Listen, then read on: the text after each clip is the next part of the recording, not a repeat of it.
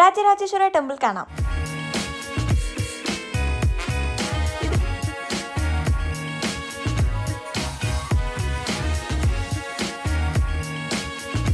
Hey, welcome back. ഇത് നമ്മുടെ 2 minutes വ്ളോഗിൻ്റെ part 2 video ആണ് കേട്ടോ. അപ്പോൾ ഇന്ന് നമ്മൾ പോകുന്നത് ശ്രീ രാജരാജേശ്വര ടെമ്പിളിലേക്കാണ്, തളിപ്പറമ്പ്, കണ്ണൂർ. ഇപ്പം നമുക്ക് ആ അമ്പലം ഒന്ന് എക്സ്പ്ലോർ ചെയ്യാം.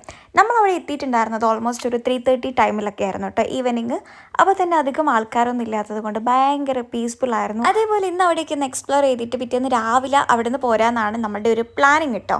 അപ്പോൾ 3:30 ശേഷം നമ്മൾ അയ്യോടേക്ക് ഒന്ന് പോയി അമ്പലത്തിൻ്റെ പുറമെ കൂടിയൊക്കെ നടന്ന് ഒന്ന് തൊഴുത്, അപ്പോൾ അവിടുത്തെ കാര്യങ്ങൾ, അവിടുത്തെ ആചാരങ്ങൾ, കാര്യങ്ങളൊക്കെ എങ്ങനെയാണെന്നൊക്കെ ഒന്ന് കേട്ട് മനസ്സിലാക്കി നമ്മൾ അവിടെ തന്നെ ഒരു ഗസ്റ്റ് ഹൗസ് ഉണ്ടെന്ന് കേട്ടിട്ട് അവിടെ തന്നെ നമ്മൾ റൂം എടുത്തിട്ടോ. തൊട്ടടുത്ത് ആയിരുന്നു ഗസ്റ്റ് ഹൗസ്, അതുകൊണ്ടാണ് അവിടെ റൂം എടുത്തത്. ഏകദേശം തളിപ്പറമ്പ് എനിക്ക് ഫീൽ ചെയ്തത് കുറച്ച് ഉള്ളോട്ടുള്ളൊരു സ്ഥലം പോലെയാണ്. അപ്പോൾ നമ്മൾ പിന്നെ പുറത്തുള്ള വേറെ റൂംസ് ഒന്നും നോക്കി പോയില്ല. അതിൻ്റെ തൊട്ട് പുറകെ തന്നെ ഗസ്റ്റ് ഹൗസ് ഉണ്ടായിരുന്നു, അപ്പോൾ അവിടെ തന്നെ റൂം എടുത്ത്.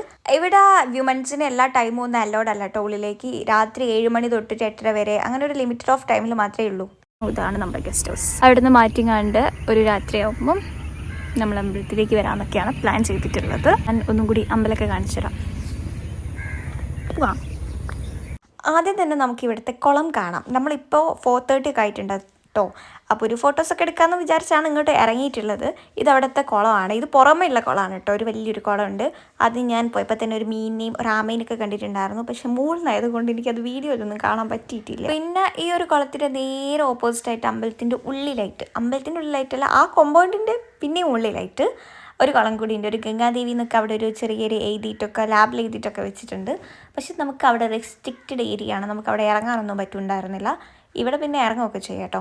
പിന്നെ മോസ്റ്റ് ഓഫ് ദ ആൾക്കാരും ഇവിടെ വന്നിട്ട് ഫോട്ടോ എടുക്കുന്ന ഒരു ഏരിയയാണ് ഇത്. ഈ വീഡിയോയിൽ നമുക്ക് ഇത്രയൊക്കെ ഉള്ളൂ. നമ്മുടെ 3rd പാർട്ടിൽ ഇതിൻ്റെ ബാക്കി വീഡിയോ ഉണ്ടാവും, കാണാൻ മറക്കരുത്.